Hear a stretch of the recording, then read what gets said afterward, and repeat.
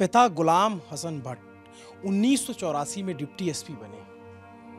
2018 में जम्मू कश्मीर के आईजी पद से रिटायर हुए और ठीक इत्तेफाक देखिए उसी साल उनके बेटे हुमायूं भट्ट डिप्टी एसपी बनते हैं। जिस पद पर पिता 1984 में थे उस पद पर हुमायूं आते हैं 2018 में, उस बैच में वो ज्वाइन करते हैं। और अब ये तस्वीर हमारे सामने है, एक मजबूत पिता, एक दमदार अफसर और उसका दमदार बेटा, तिरंगे में लिपटा उनका पार्थिव शरीर और पिता सामने अपने बेटे को श्रद्धांजलि अर्पित करते हुए।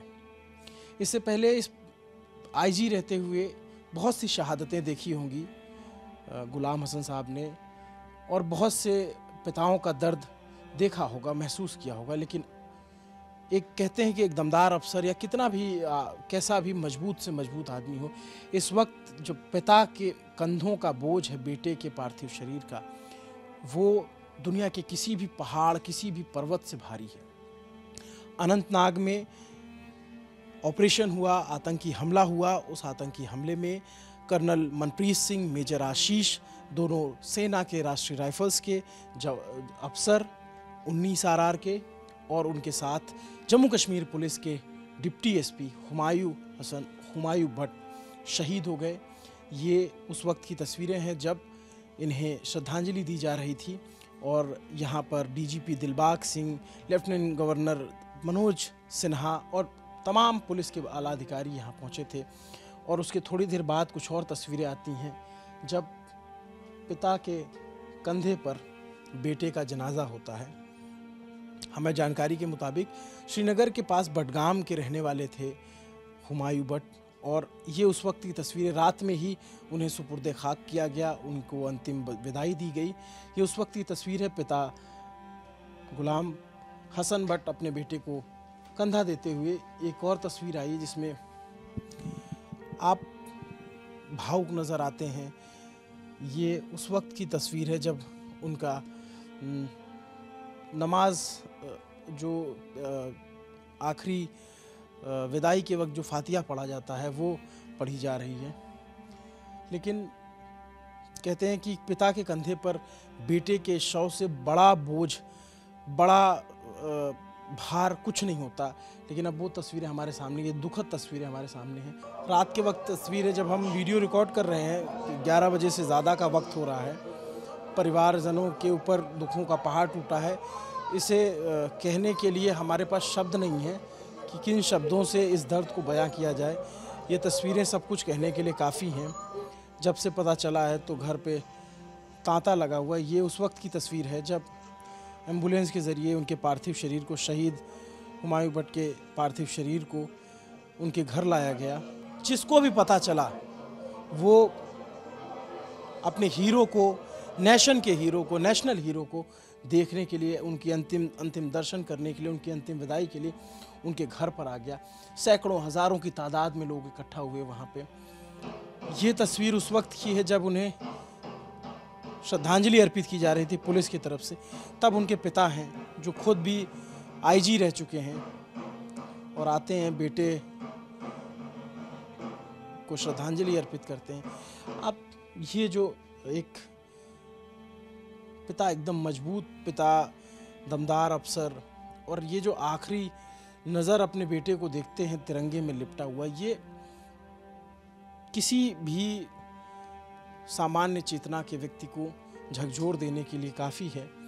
और आखिरी नज़र देख करके वो पीछे घूमते हैं, पुलिस के अफसर उन्हें ले जाते हैं और उसके बाद वो यहाँ से, ये घर के अंदर की तस्वीरें हैं।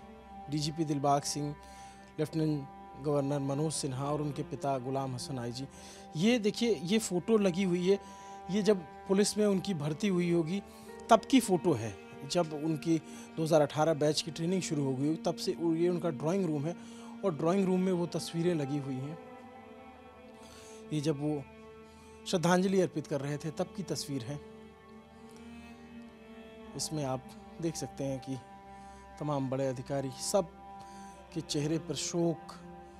ये हुमायूं भट्ट एक दमदार अफसर, 2018 में जब इत्तेफाक है कि इनके पिता देश की सेवा करने के बाद जब रिटायर होते हैं तो वो अपने ही परिवार से एक और व्यक्ति को उसी देश की सेवा में लगाते हैं, हिंदुस्तान के लिए, हिंदुस्तान की सेवा में। और वो बेटा मादरे वतन की हिफाजत करते हुए, आतंकियों से लड़ते हुए आज शहीद हो गया।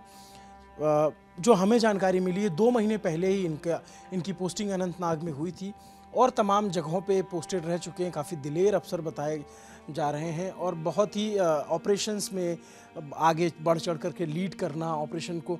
जो इनकी क्यूआरटी टीम होती है, क्विक रिएक्शन टीम जो होती है पुलिस की, जेके पुलिस की, उसमें ये आप देखेंगे ये जो पीछे जवान दिख रहे हैं वो समझ में आ रहा है कि ये बख्तरबंद गाड़ियाँ और उस टीम को लीड करने वाले अफसर हुमायूं भट्ट। ये जब इनके पिता जब आईजी थे तब की तस्वीर है। और मुझे याद है कि हम एकदम नए नए थे पत्रकारिता में 2016-17 में, तब ये प्रेस कॉन्फ्रेंस भी किया करते थे और बताते थे कि कैसी क्या घटनाएं हुई। इनकी कई सारी प्रेस कॉन्फ्रेंस आप ढूंढेंगे तो इंटरनेट पे मौजूद मिल जाएगी। लेकिन ये कभी नहीं सोचा होगा कि इनके बेटे की शहादत की भी प्रेस कॉन्फ्रेंस होगी और उसमें भी वो पल भी इन्हें महसूस करना पड़ेगा।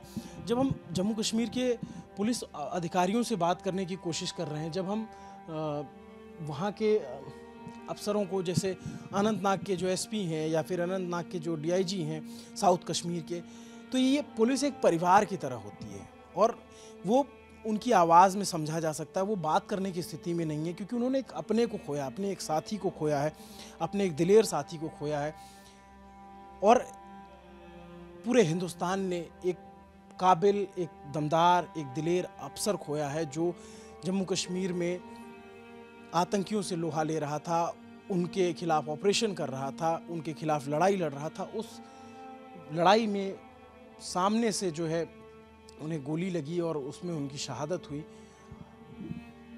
और ये तस्वीर बताती है कि जो इमोशन होते हैं आप उसको शब्दों में बयां नहीं कर सकते।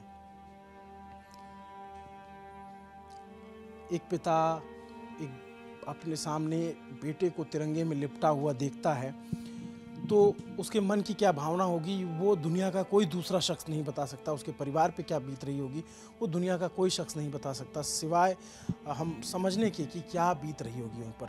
और ऐसी ही तस्वीर, ऐसा ही गम कर्नल मनप्रीत के घर पे, जो आरआर के सीईओ थे। कर्नल एक बड़े पोस्ट के अधिकारी होते हैं। आप मतलब अगर मैं आपको थोड़ा देशज में समझाने की कोशिश करूं तो जैसे आप समझिए जिले में एसएसपी होता है, सबसे बड़ा अधिकारी होता है, उस तरीके से जो उस बटालियन का सबसे बड़ा अधिकारी होता है फौरी तौर पे वो सीईओ होता है, कर्नल कमांडिंग ऑफिसर। उसके अलावा मेजर आशीष जो ऑपरेशन को लीड करते हैं, जो मेजर जिनके साथ जवानों की बड़ी टुकड़ी होती है और सामने से गन बैटल करते हैं, उनके परिवार से, उनके घर से जो भी तस्वीर आएगी, जो भी अपडेट आएगा हम आपको बताते रहेंगे।